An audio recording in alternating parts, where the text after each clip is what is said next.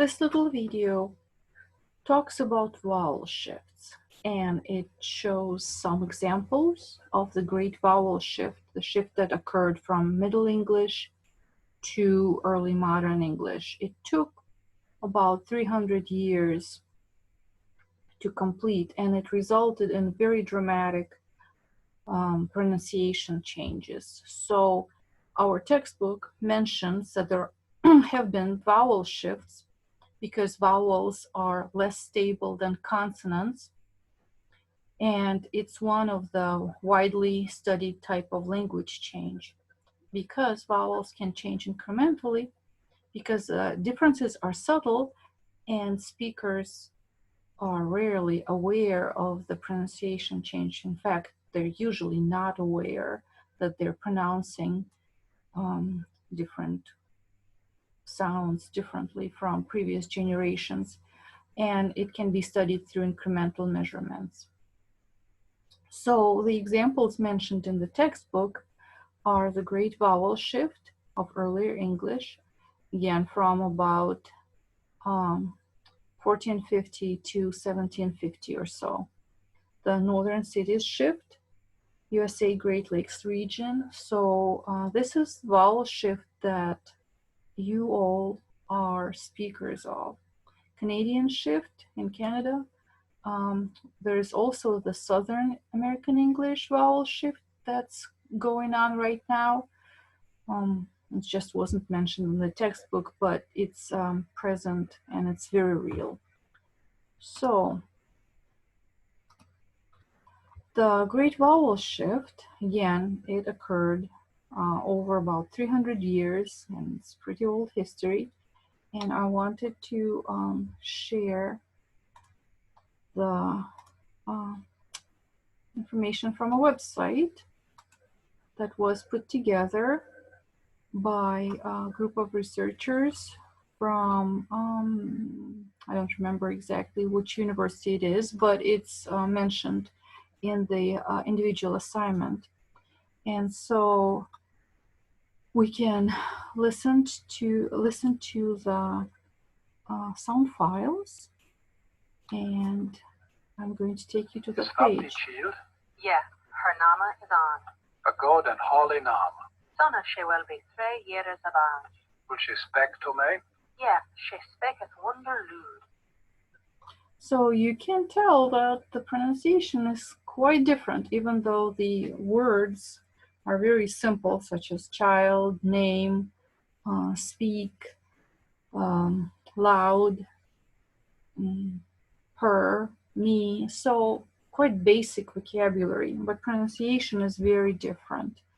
And this is the pronunciation that the language that became today's English preserved for centuries, as far as we can reconstruct, according to our best educated guess.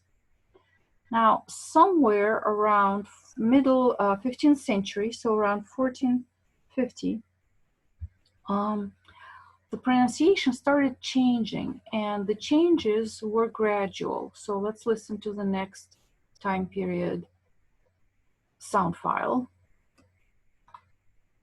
Is that thy child? Yeah, her name is Anne.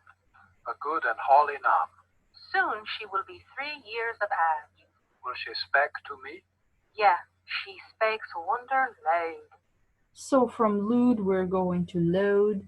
It's not quite loud yet, but it's starting to move in that direction. From nam, we're going to nam. So it's not, the mouth is not open as wide as it was for nam.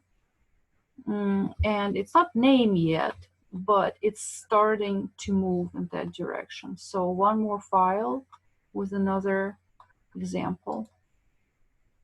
Is that thy child? Yea, her name is Anne. A good and holy name. Soon she will be 3 years of age. Will she speak to me?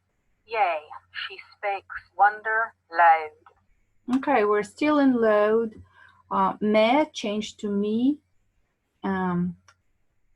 Nam changed to nam. It's even narrower. It's not name yet, but it's going there.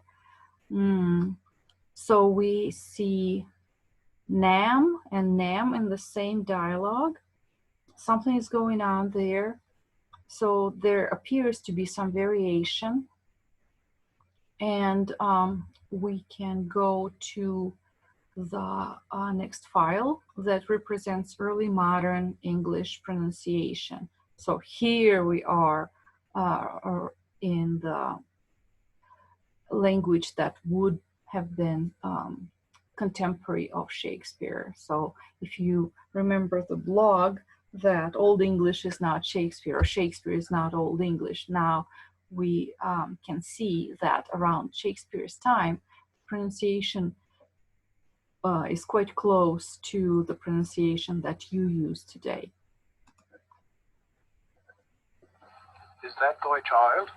Yea, her name is Anne. A good and holy name. Soon she will be 3 years of age. Will she speak to me? Yea, she speaks wonderfully loud. Okay, you can tell that it's really close to what you're using. So the great vowel shift is complete. The sound changes have occurred from Middle English to early modern English type of pronunciation, and it's much easier to understand what's being said because it's basically the same pronunciation that you're using today.